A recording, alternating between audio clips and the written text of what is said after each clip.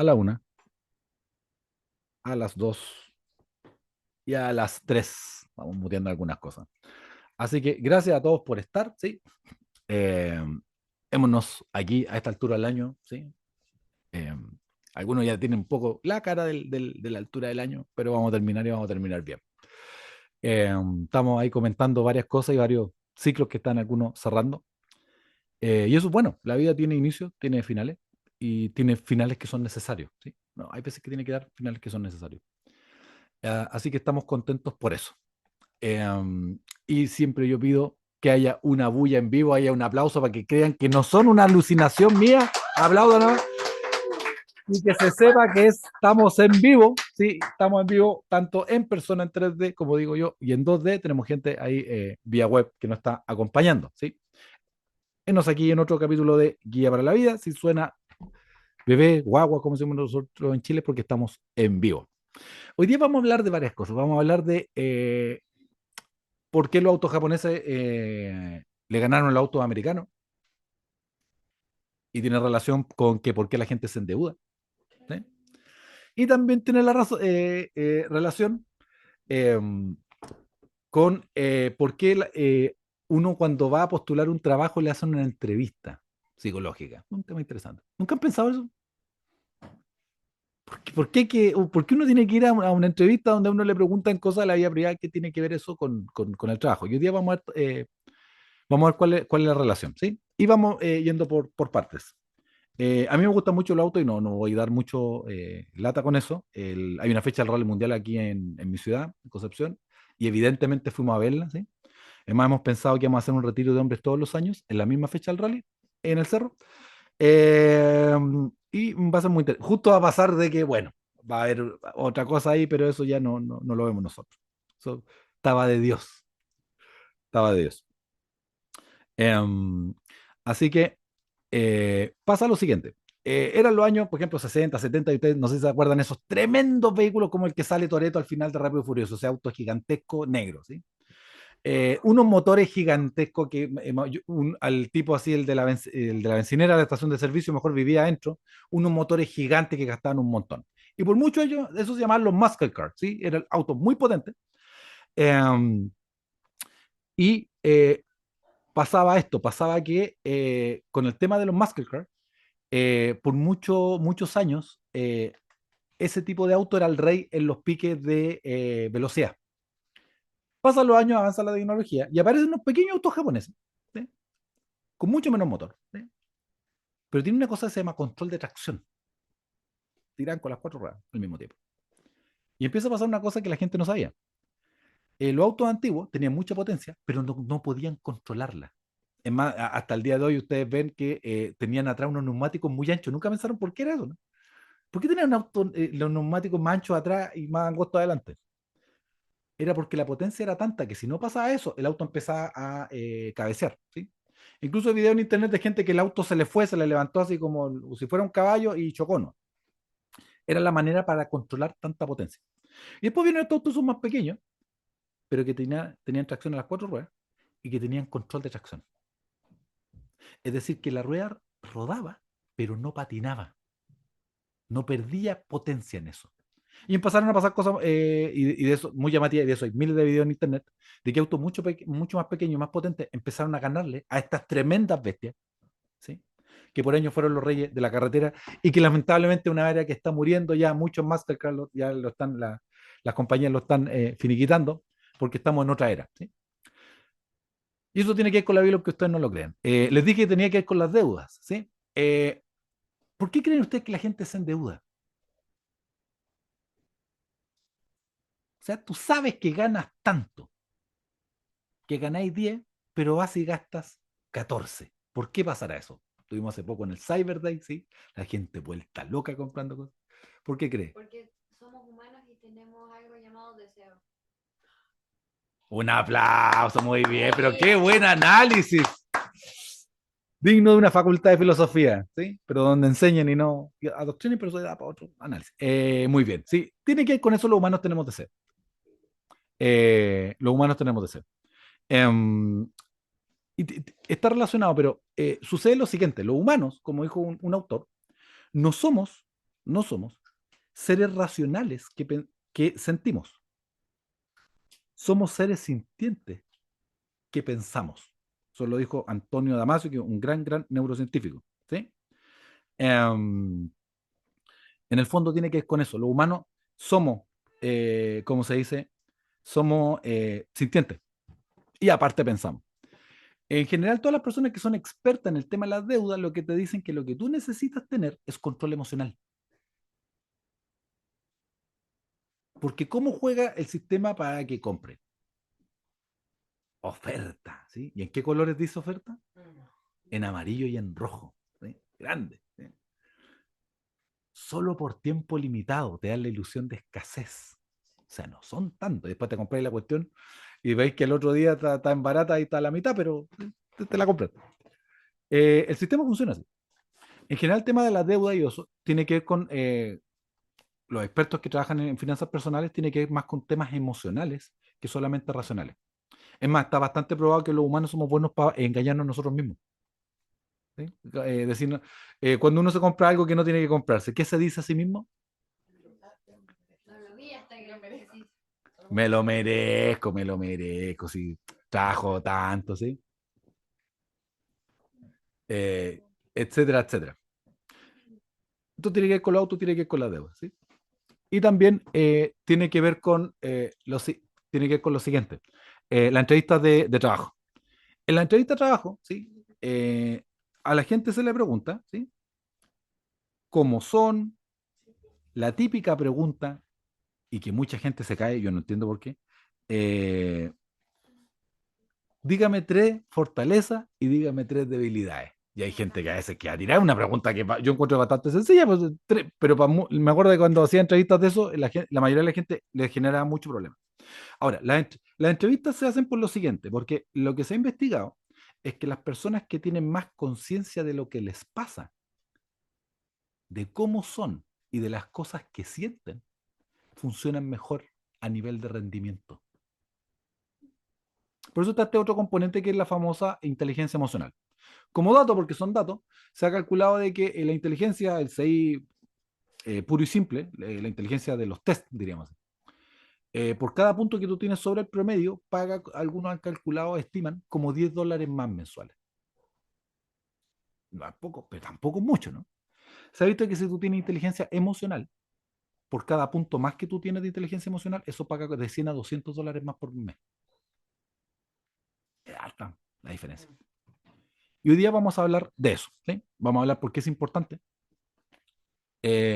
para la vida y por qué estamos quizás en una crisis con esto, por qué la gente está en fila de comida rápida diciendo quiero mi cuarto de libra y lo quiero ahora. Porque la gente hace esas cosas acá pasó en el aeropuerto de Santiago que le suspendieron el vuelo a alguien, que no era culpa del aeropuerto, y el tipo rompió todo. Y dijo, es que estaba muy frustrado. Rompió las pantallas, fue un despelote. Exacto. Y esto se escribió hace miles de años atrás, y es como si lo hubieran escrito hoy día. ¿Sí? Y es que los contextos son importantes cuando las cosas se escriben. En los tiempos antiguos, los reyes, ¿sí? Medían su fuerza por los ejércitos, por su riqueza y por las ciudades que o conquistaban o las fortalezas que tenían. Para eso hay que leer El Señor de los Anillos, ¿no? ¿Cierto? Eso era como las muestras de poder. Y en Proverbios 16:32 dice, es mejor ser paciente que ser poderoso. Si yo me voy a la visión de ese tiempo, que probablemente era una cultura realmente en ese tiempo sí era patriarcal, ¿cómo me dicen de que alguien que tiene paciencia es más importante que alguien que tiene poder? No pega. Para el tiempo, no pega. ¿Sí? Es más, como dato, en las culturas antiguas también los dioses siempre validaban el poder. Y los dioses eran un reflejo de cómo era la cultura. Por ejemplo, ¿cómo eran los dioses vikingos? Eran guerreros y algunos ladrones. Sí, una manga de borrachos, ladrones que peleaban en un bar, sí, eran como motociclistas, así como Sons of Anarchy, sí, pero que eran fuertes. Incluso en esta serie, que está bastante bien hecha, el vikingo, hay una parte muy buena donde sale que los vikingos entran a una iglesia cristiana y dicen, ¿y ese es su Dios? Sí, pero ¿por qué un Dios colgado, tan delgado? ¿Sí? ¿Cómo un Dios tan vulnerable? A ellos no les cabía en la cabeza eso. ¿Sí? Los romanos que vienen de los griegos, ¿qué es lo que les gustaba? Fuerte. La salud. Más que la fuerza, La ¿cómo grandeza. explicarle? La grandeza y los atributos. ¿Sí? Ser héroe, ser reconocido. La Ser estética.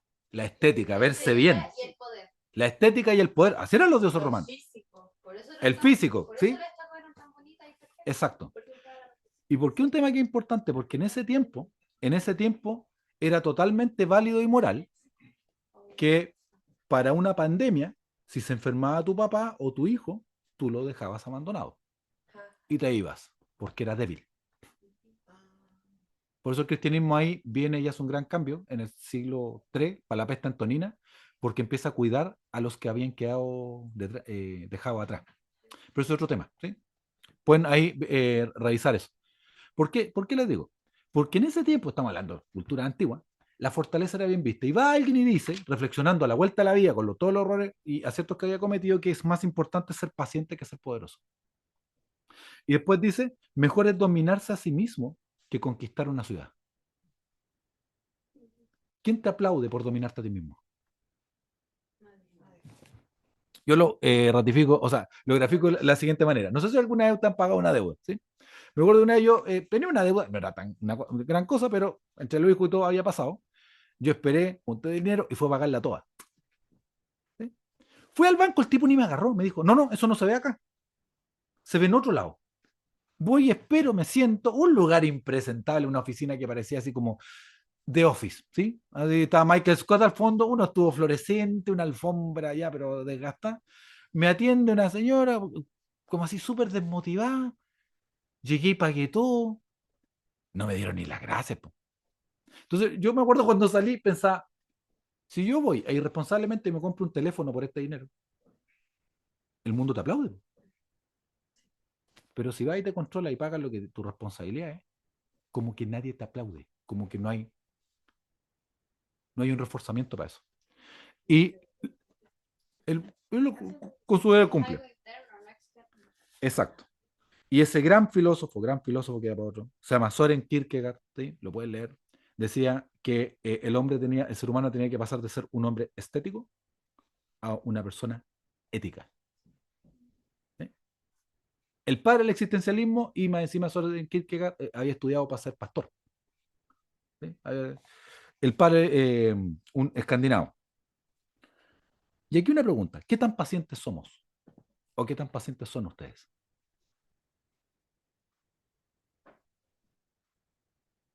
En general, la cultura nos hace que seamos muy malos esperando. Y cada vez uno está más automatizado para que todo sea lo más rápido posible. La gente no tiene paciencia para eso. Hace un par de generaciones atrás, la gente podía subirse a un bus, viajar varios kilómetros, llegar a una oficina de un trámite gubernamental y que le dijeran, no, el papel no ha llegado. Y se subía de vuelta y se volvía a su pueblo y tenía que esperar otra semana. Eso para nosotros es impensado. ¿Sí? Vivimos en la época de la inmediatez, pero eso también nos tiene mal acostumbrados de que todo tiene que ser rápido. ¿Sí? Hay cosas que toman tiempo. ¿Cómo somos dominándonos nosotros mismos? Más o menos no. Incluso hay gente creyente que yo respeto mucho, pero que yo le he reflejado, amorosamente, que son materialistas. Son materialistas. Y eso tiene que ver con un tema de autocontrol también. Pero pareciera ser como que es menos malo, ¿no? Como que es menos pecado. No es un pecado tan grande ser materialista. Es malo. Me estás poniendo tu fe en las cosas. Qué tan buenos somos teniendo paciencia? ¿Qué tan buenos somos controlando nosotros mismos? Ahora, yo entiendo que hay gente, incluso por cosas neurobiológicas, que le va a costar más. Pero a menos que alguien te evadió la realidad, uno no puede saltarse su responsabilidad personal de dominarse a sí mismo. Y la escritura dice, compara, ¿sí? Un rey que fue poderoso y pone en balanza y dice, miren, tener paciencia es más importante que ser poderoso. Un tema que no es menor. Y después dice que el que se domina a sí mismo tiene más poder que conquista, que los grandes conquistadores de ciudades. Y en ese tiempo que era lo que se aplaudía, la conquista. Los grandes imperios que eran conquistadores, los romanos, Alejandro Magno, eran imperios que conquistaban, llegaban y ponían la pata encima. Dígame. Si tienes paciencia, puedes conquistar más fácil. Sí, me gusta una frase que dice que el que puede tener paciencia puede tenerlo todo. Y nosotros somos apurones. Ahora, aquí el verso está yendo en la regulación emocional. El término, si lo traspáramos a un término entendible al día de hoy. Y la regulación emocional es importante. La gente que se regula funciona mejor. ¿Sí? Si la contratas, funciona mejor en equipo porque se regula. Y es exactamente la dificultad que estamos teniendo. Y el sistema está hecho para regularnos emocionalmente. Y al respecto es una mini reflexión. Hay harta, antiguamente eran solo videos virales, pero ahora ya hay investigación de niños con exceso de pantalla, sobre todo muy chicos, y que cuando se la quitas tienen desregulaciones conductuales, rompen todo, que son equivalentes como un síndrome de abstinencia en la droga. ¿Por qué? Porque la cuestión es automática. ¿Sí? Ahora, yo que soy un pragmático, bueno, ¿y cómo hacemos esto? Uno, cuando sientas cosas, tienes que aprender a etiquetar bien qué te pasa. Y eso es bíblico. ¿Cuál es el trabajo de Adán? Etiquetar a los animales, ponerles nombres. Poner nombre.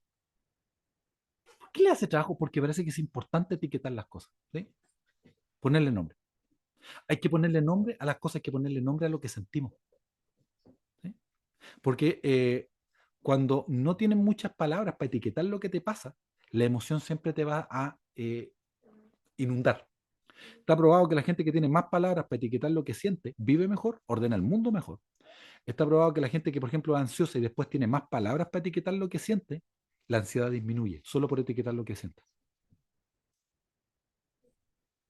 En el contexto que yo más conozco que el sudamericano y el chileno, los muchachos, me acuerdo cuando yo lo atendía en el hospital, oye, ¿por qué le pegaste? Por balsa, porque estaba chato. O sea, habían pocas palabras para distinguir lo que pasaba. En vez de decir que me sentí pasado a llevar, que me faltó el respeto, caso súper común. ¿Sí? El muchacho venía, el papá que estaban separados y venía ebrio y empezaba a maltratar a la mamá. Entonces él iba y le pegaba. Lo amenazaba, sacaba un fierro, que un fierro, un arma. ¿Sí? Ustedes no tienen mucho dicho de cuadro. Está enfierrado, saca. ¿Sí? La mataba con una 9 milímetros, que tanta cuestión. Sí, po, porque pasa el chaleco, por eso se le mataba, la casa Paco. Y más o menos que quería matar al mamá, al papá, entonces, oye, ¿pero por qué? No, por balsa. Cuando tú empezabas a escarbar y lo que pasaba es que este muchacho está dolido, estaba triste, está resentido con el papá. Son muchas otras cosas. Pero lo resumían que estaba chato y que el papá era balsa, que nosotros eso en Chile decimos es como ser falto de respeto. ¿Sí? Es importante distinguir lo que te pasa. ¿Sí? Que a veces no solamente te sientes solo, te sientes vulnerable, sientes que nadie te va a ayudar, te sientes desvalido, es el momento de ocupar palabras. Por eso es importante. ¿Por qué? Yo de repente pensaba, ¿por qué la Biblia es un libro tan largo? Porque nos regala palabras y con más palabras podemos ordenar mejor el mundo. Y nunca me olvidar que en ese tiempo uno daba una prueba para entrar a la universidad que se me haga el carnet. Yo alcancé a dar la última prueba de aptitud. ¿Sí? ¿Sí? Ahora se llama, se llamó en Chile PSU, PAES. Bueno, ojo, la PA que dimos nosotros venía del SAT norteamericano. ¿Sí? Yo con la inflación ahora tendría como 20.000 puntos de las pruebas de ahora, pero no vamos a entrar en eso. Me acuerdo que había una palabra en un ensayo de esta prueba para salir de selección universitaria que decía templanza y yo no tuve problema en responderla. Porque por la Biblia sabía lo que significaba, por la mayoría decía, templanza, ¿qué es eso? No tenía la más remota idea. Es importante que etiquetes lo que pasa y etiquetes lo que sientes. Que tengas la capacidad de poner en palabras lo que te ocurre. Si no, eso va a ordenar tu mundo, tu experiencia y te va a ayudar a poder comunicarte y resolver las cosas con los demás.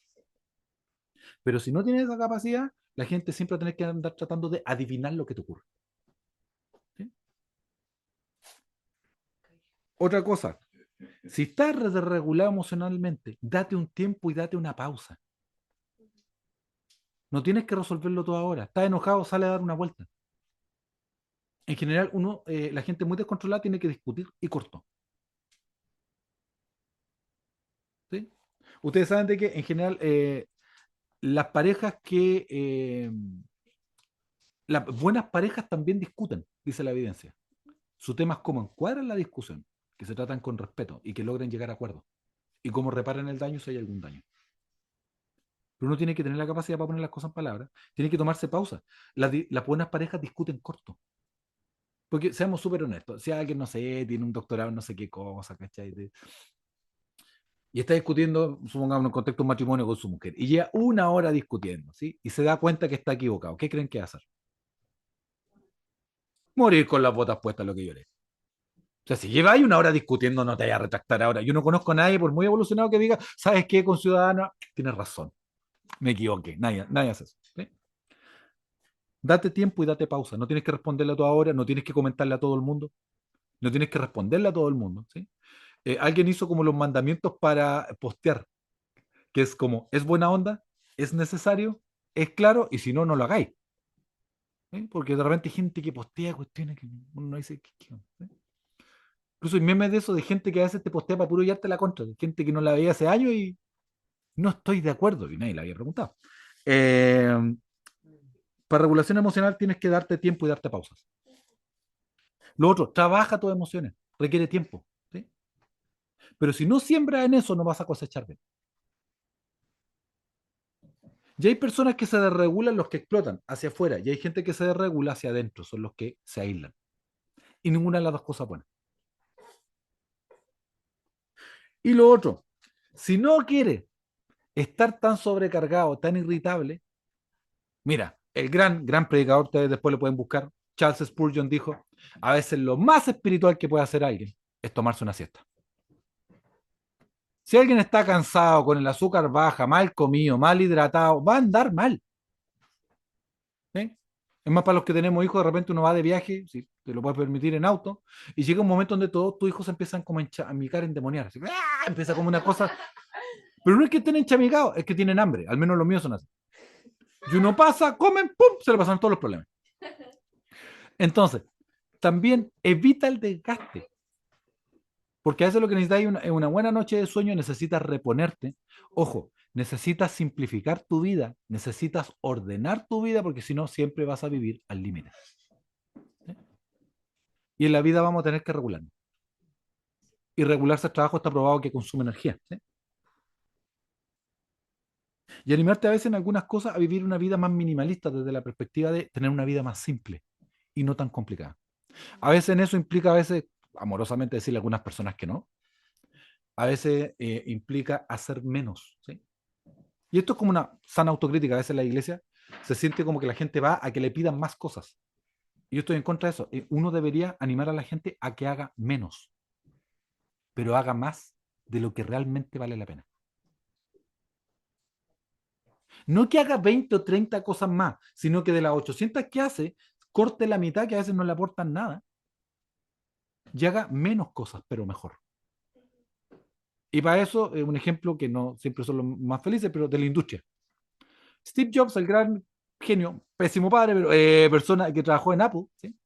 Van y lo echan de la compañía. Cuando él vuelve, la compañía tenía más de 30 productos. Apple hacía una Palm, que era como una agenda electrónica, hacía impresora. Y lo que Jobs hizo fue que tomó todos los productos y cortó la mayoría, más de 36 productos, y los dejó como en 4 o en 5. Pero bien hecho. Y el resto, la historia ahí, aguantable. El resto de historia de que una compañía que hasta el día de hoy se caracteriza por tener productos que, de mucha fidelidad y de buena calidad. ¿Sí? ¿Por qué se los digo? A eso la invitación es a hacer menos para poder regularnos mejor emocionalmente. Así que, querido, esa es la lección de hoy día. Es simple, no es fácil. Es simple. La regulación emocional también es hacer las cosas que no quieres hacer, pero que son necesarias. De seguro todos hablan del autocuidado. ¿Han escuchado el autocuidado ahora, no? Es sano. Yo estoy de acuerdo con el autocuidado. El problema es que el autocuidado se mal interpretado como simplemente consentirme. No es malo darse un regalito, regalonearse, nosotros decimos en Chile, bueno. Pero llega un punto donde el autocuidado implica hacer cosas que no quieres hacer. Duerme tu hora, descansa, tómate una pausa, se vale. ¿Sí? Duerme bien, nútrete bien, no comas porquería. ¿Sí? Como decía la canción de 31 minutos. ¿Sí? que el papá le regaló un televisor y decía, y que comía puras porquerías, ¿sí? Hasta que dejó la tele y apareció un mundo nuevo que está en su imaginación. La sabiduría de 31 minutos, que lo vamos en otros países. Eh, Uno tiene que cuidarse, tiene que tratarse bien. ¿Por qué? Porque el primer humano del que tienes que hacerte cargo eres de ti mismo. A veces uno dice, ya, hacerse cargo, para los que somos papás, de aquí, de la pareja, que sea. La primera persona que tienes que hacerse de cargo es de ti mismo. Querido, agradeciéndole siempre su tiempo. La escritura nos anima que nos da principios que son eternos. Esto se escribió hace miles de años, pero es como si lo hubieran escrito ayer o anoche. Totalmente aplicable para la vida de ahora. Eh, Tener dominio propio y controlarse. Y si hay alguien que mostró dominio propio, carácter y templanza, fue Jesús. Tuvo autocontrol, siempre respondió bien, ¿sí? Pasó cosas indecibles, pasó la tortura y aguantó hasta el final y dejó toda la pega hecha, decimos nosotros en Chile. Tetelestai significa consumable, ¿qué significa? Está todo listo. La firma al final del cuadro, Tetelestai cuando se mandaba la orden de que el trabajo ya está hecho. Así que animarte a regularte mejor para vivir mejor. Queridos, eso ha sido otro capítulo de Guía para la Vida. Mi nombre es Carlos Felipe Lastra desde el sur del mundo y que Dios los bendiga y será hasta la próxima. Y un aplauso a esta gente fantástica, maravillosa, que está presente aquí. Hasta la próxima.